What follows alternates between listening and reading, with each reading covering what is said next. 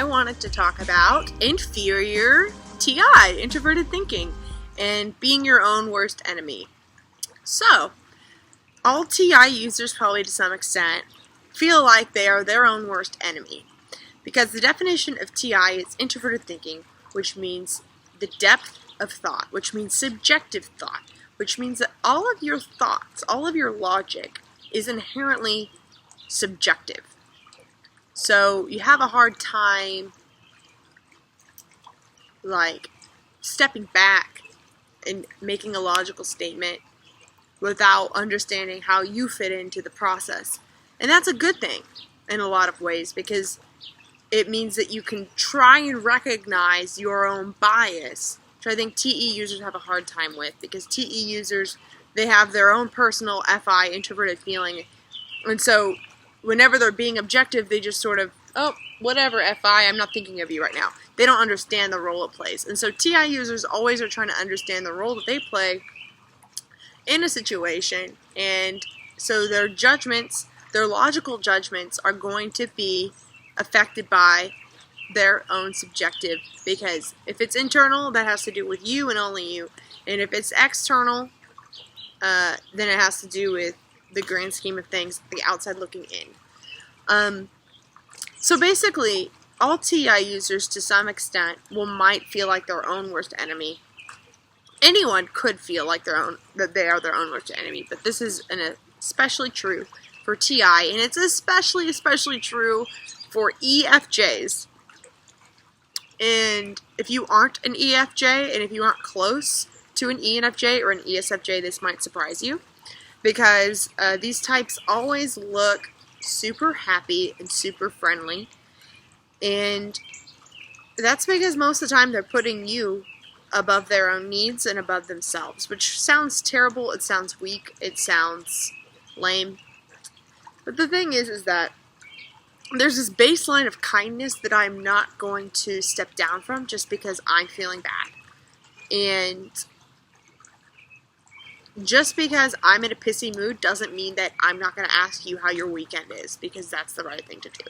Those are the sort of things that EFJs just do. You're making food, you offer it for the person. You're walking through a door, you open the door for them. It's just like, if you have an opportunity to be a nice person, you do it. It's just really that simple. But it's never about putting yourself in a bind that you don't want to be in, or going above and beyond in ways that you don't want to. It's about doing the basic, kind things that you could do on a daily basis that are in your power to make everyone happier. Just side note, fuck anyone that thinks that FE is like for pussies, for lack of a better word.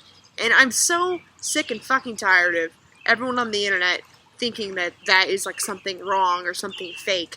And you know what? Come at me if you hate FE. I'd love to hear why, because I'm kind of ready for a fight. I don't know.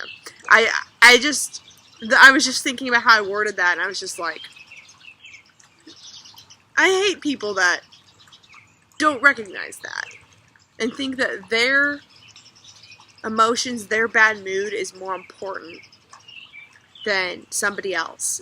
And it's almost like they forget that everyone feels shitty all the time. I don't know if that's something all FJs know, but I feel like, yeah, you're not the only one who has a bad mood. Like, get over yourself. But, anyway,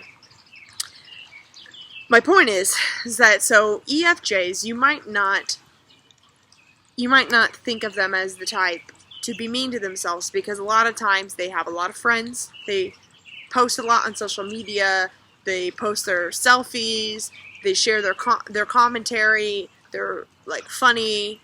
I don't know if they're all funny, but they like try and be funny or fun or something. ESFJs are like the typical popular girl, you would say. That doesn't mean they're mean. It doesn't mean they're basic. But also, fuck the word basic, because who's to say that just because something's popular that that's bad, or that just because your friends all do it that you shouldn't do it too? Like, what if it's just a cool trend? What if it's a great fucking fucking latte from Starbucks that you enjoy. You know, like, I hate that. I hate when people try and put other people down just for liking something. Anyway, ESFJs, they're typically very popular. They typically don't get any... ENFJs, too, they don't get people on their bad side. They just don't. But ENFJs, they might not be popular because they might feel misunderstood, but as they grow, they will be more popular because they will try and find their audience, and they'll try and find their niche, and they'll be popular within whatever thing that they do, whether that's music or fashion or even sports. Definitely not me, but, you know, like, they find their little niche. But ESFJs are more universally well liked because of the things that they like to talk about, typically.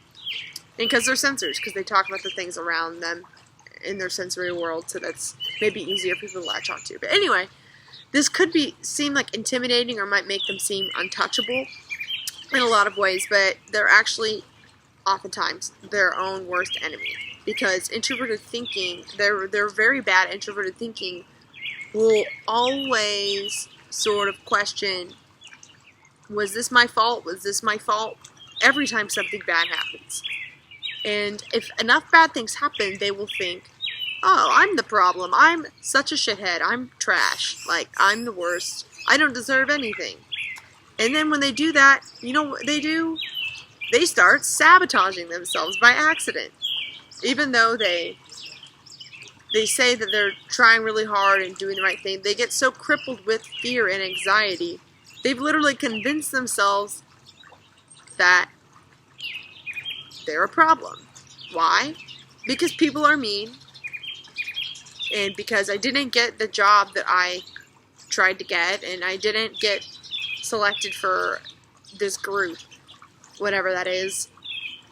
You begin to think, as multiple bad things happen in a row, EFJs begin to think that they're the problem, and so they stop going after what they want, and they stop believing that, and so they don't even see the opportunity. And that's the thing, is that a lot of EFJs, if you look around, the people in your life, they love you and they support you. And you might not remember that, because you're always thinking about,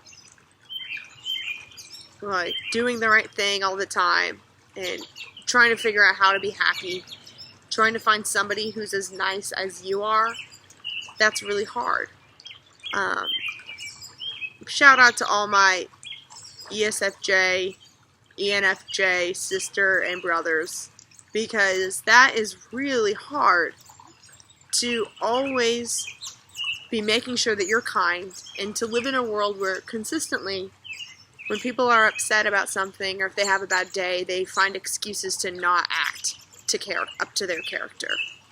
And it's really hard whenever you're trying to feel understood in this life, and so you begin to think that you're the problem, because it seems to only happen to you, because you don't understand why else someone would be acting that way.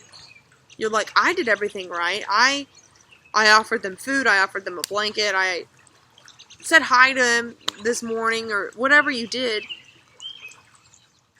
But you can't, it's just so crippling. I was thinking about this today as well, is that my performance, like my work performance, is directly dependent on how confident I feel that day. Directly dependent on how valued I feel by the people around me, and how valued I feel by myself, ultimately. And whenever I feel confident and valued, my work performance just shoots up. And maybe you guys can think of that as, and by the way, this tip works for everyone. You tell yourself that you're valuable and that you're confident, and you're just going to be better at whatever you do. So that's, I guess, my advice for anyone out there that is too hard on themselves. Like, you shouldn't be, because realistically, if you're too hard on yourself, then you're just going to be shittier. So you should logically want to love yourself so that you can succeed. Yeah. You can see for those of you that know Enneagram, my 2-wing 3 coming out. I definitely have a pretty strong 3-wing, even though that logic was very 2-wing 3. I am loving, therefore I can succeed. Or I will succeed so that I'm loved. I don't know, but 2 and 3, the action going on. But, yeah, so I hope that helps anyone that is overthinking, or no, not overthinking. I wasn't talking about that in particular, but a lot of TI users overthink too. If you are beating yourself up, you might not even realize that you're self-sabotaging yourself. You might just think, oh, I just know I could be doing better. But you still are not being your own worst enemy. Think about, would you ever say those things that you're saying to yourself, to your best friend? No, you'd be easy on them because humans make mistakes, and so do you. So, think on that. Have a good day.